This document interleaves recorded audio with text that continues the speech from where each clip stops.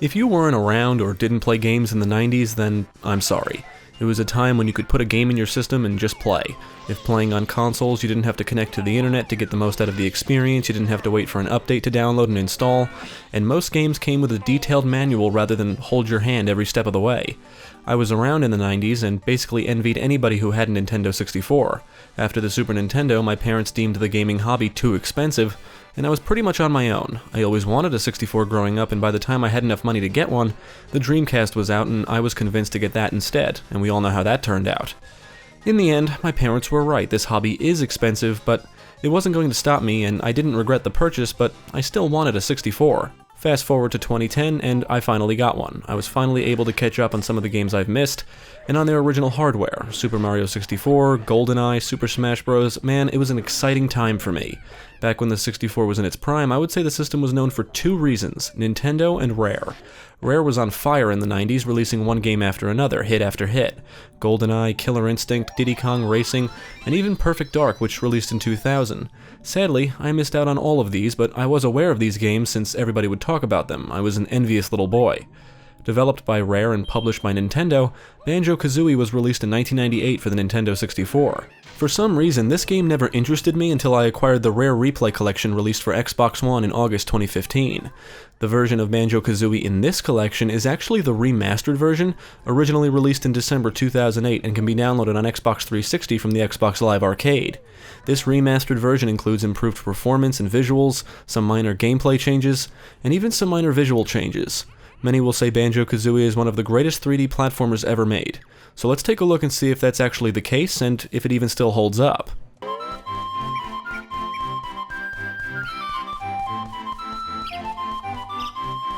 The story follows protagonists Banjo, a bear, and his pal Kazooie, a female bird kept in Banjo's backpack.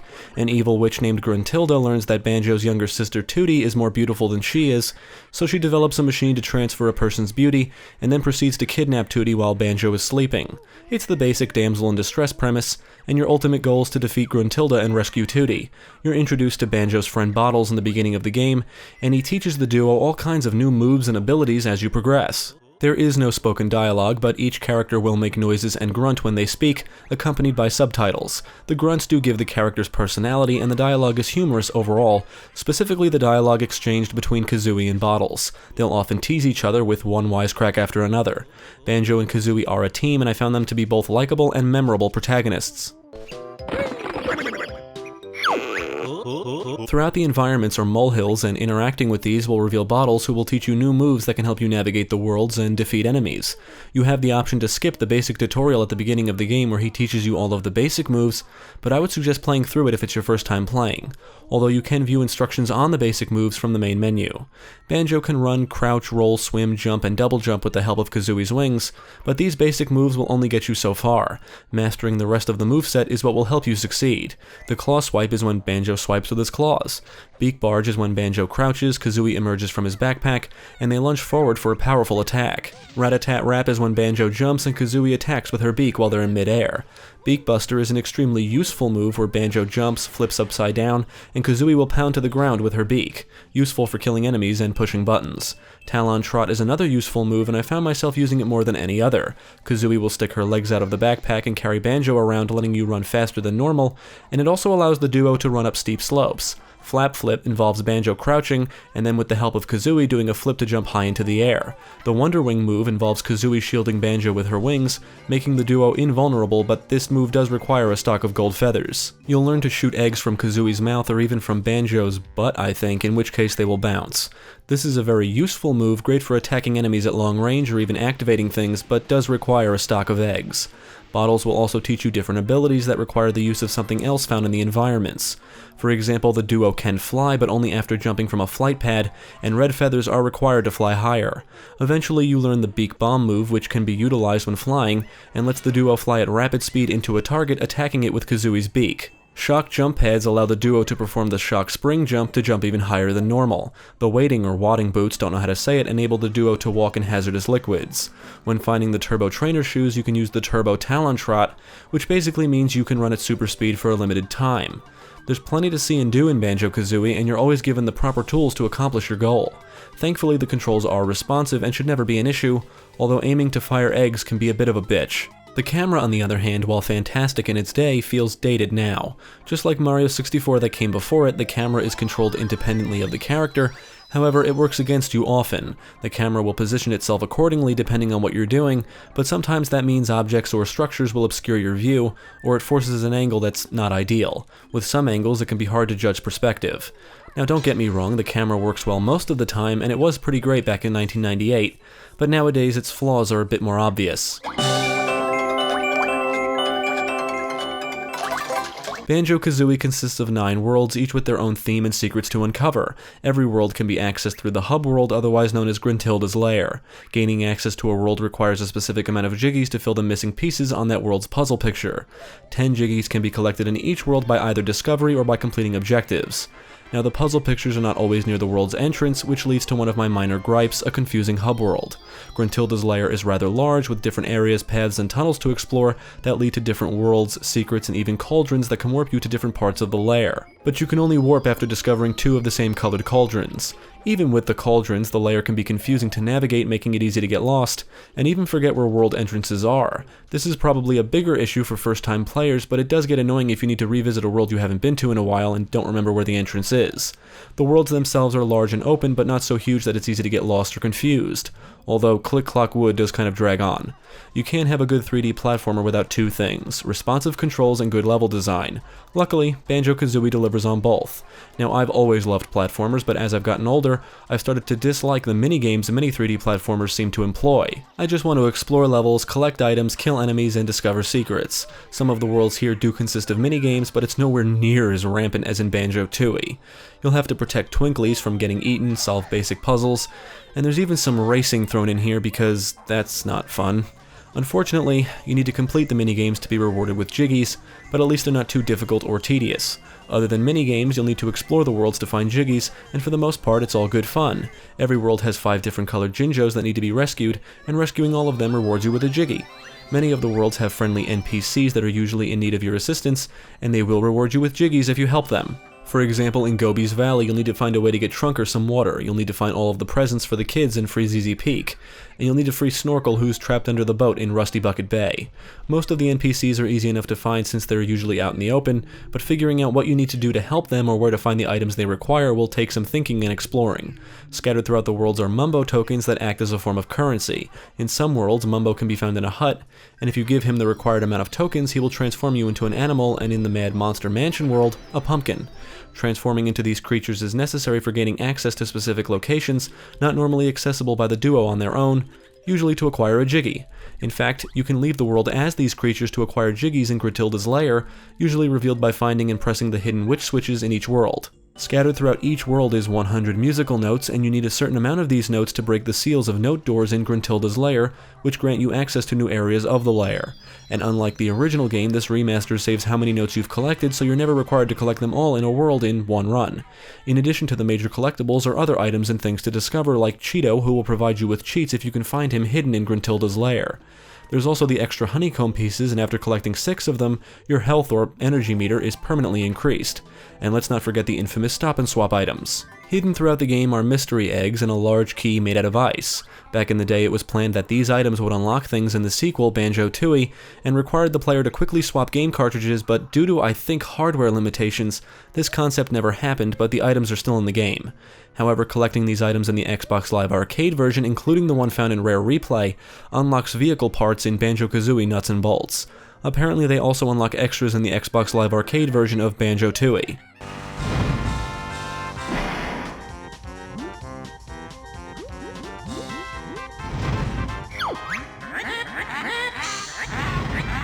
Now, if there's one thing I dislike about this game, it's Grunty's Furnace Fun, which is a game show of sorts. Before you can battle Gruntilda, you need to complete Grunty's Furnace Fun, and it's just awful. Why did they do this? The furnace is laid out like a game board with different panels, and each panel is either a challenge to complete or question you must answer, and failure will subtract the honeycomb piece from your energy meter. A skull panel can be anything, but failure results in an immediate death. You'll need to identify worlds based on pictures, identify different sound effects, and even answer personal questions about Gruntilda. You may be wondering, how could I possibly know the answers to the personal questions? Well, in different spots throughout the hub world is Gruntilda, and she normally provides you with 3 secrets about Gruntilda. Write these down, because these secrets are the answers to the personal questions in Gruntilda's Furnace Fun, and worse is the secrets are different for each save file. I had no idea about any of this the first time I played, so I had to find Gruntilda again in every spot and write down the answers. The questions are timed too, so you have to be quick, maybe even study. It is horrible. The idea of Grunty's Furnace Fun is obviously to test your knowledge of the game, but it's just not fun. I play platformers to explore, collect shit, and to, have fun, not to compete in a tedious game show. It's just so unnecessary, it's a terrible addition, and sadly, it brings down an otherwise fantastic game, but only slightly. Only because it's required to actually beat the game. I do know that in the original there's an exploit to bypass Grunty's Furnace Fun, but I'm not sure if it works in the remaster.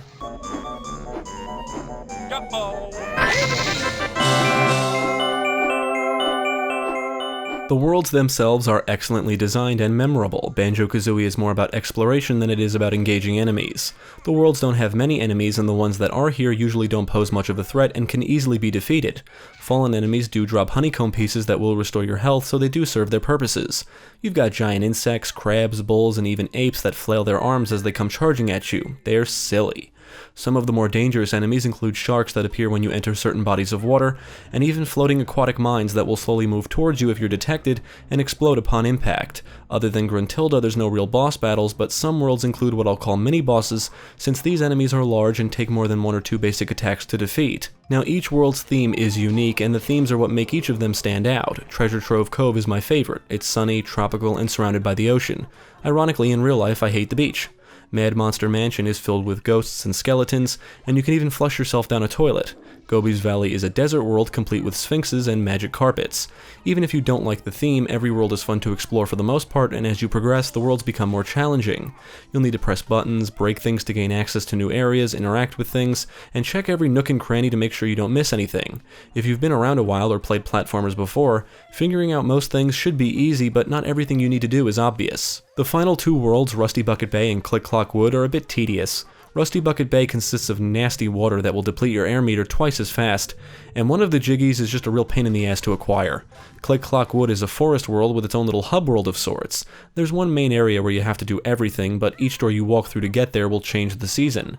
You'll need to do things in one season to reveal or change something in another season, and if it's your first time playing, it may require a lot of backtracking. The platforming in this world also requires more precise jumps, so completing this world could take you a while, maybe double, even triple the amount of time it would take you to complete another. The changing world is a cool concept. I probably would have appreciated it more in 1998, but the way it's done, it just feels like a drag to get through. This remastered version of Banjo-Kazooie obviously looks better than the 64 original, but even with the improved visuals, the game's age shines through. Character models are blocky, the textures are blurry up close, and even the backgrounds are blurry, which can end up being an eyesore if you notice it.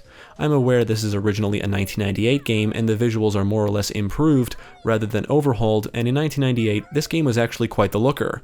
I'm playing the remaster found in the Rare Replay collection, so it does display at 1080p, everything is vibrant and colorful, and it's just a very pleasing game to look at. The music is one of the best things about Banjo-Kazooie, and we can thank Grant Kirkhope and his incredibly memorable and catchy music score for that.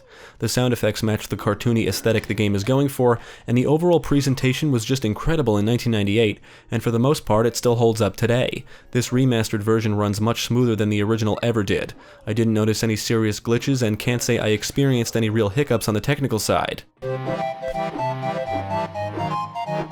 Banjo-Kazooie is often considered one of the greatest 3D platformers ever made, and I would agree with that. Sure, it has some issues, but what game doesn't? And as a platformer, it delivers on all fronts. There's plenty of worlds to explore, secrets to find, items to collect, and it provides a great sense of discovery. Mario 64 revolutionized the platforming genre, and Banjo-Kazooie follows in its footsteps, which really isn't a bad thing. If you were around in the 90s, you should know the platforming genre was huge, and Banjo-Kazooie is one of the best in the genre. It's one of those games that I can revisit frequently and still have fun. That seems to be the case with many games from the 90s, at least for me. There's just something about them, I guess. And no, I can't say it's nostalgia for me, since I didn't play this for the first time until I acquired Rare Replay. Other than Nintendo and more recently indie titles keeping the genre alive, I would say the platforming genre really died down after the 5th or maybe even 6th generation era of consoles, with few quality platformers released here and there, and because of that, many of the classics like Banjo-Kazooie still hold up today.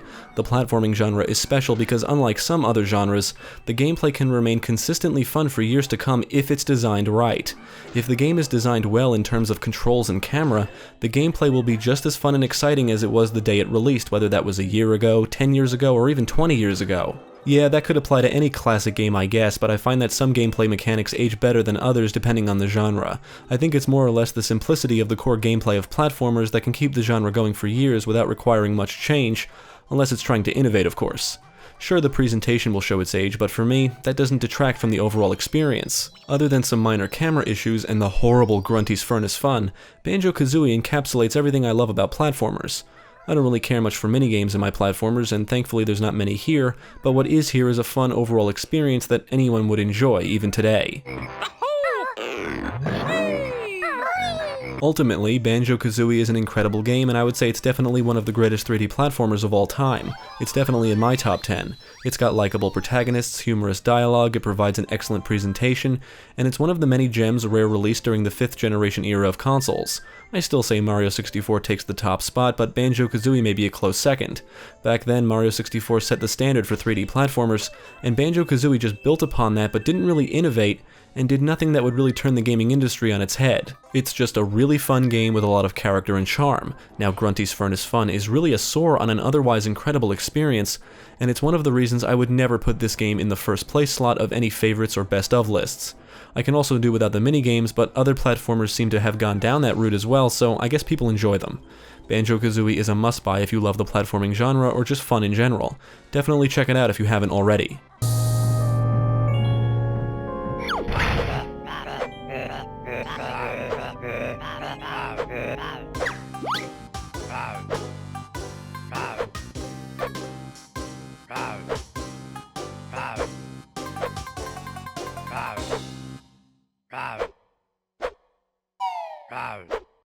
Thank you for watching. If you enjoyed this video, check out the rest of our channel for more quality content and follow us at the links below. If you're interested in gaming news, let's plays, live streams, and even podcasts, be sure to visit our friends over at GameCast.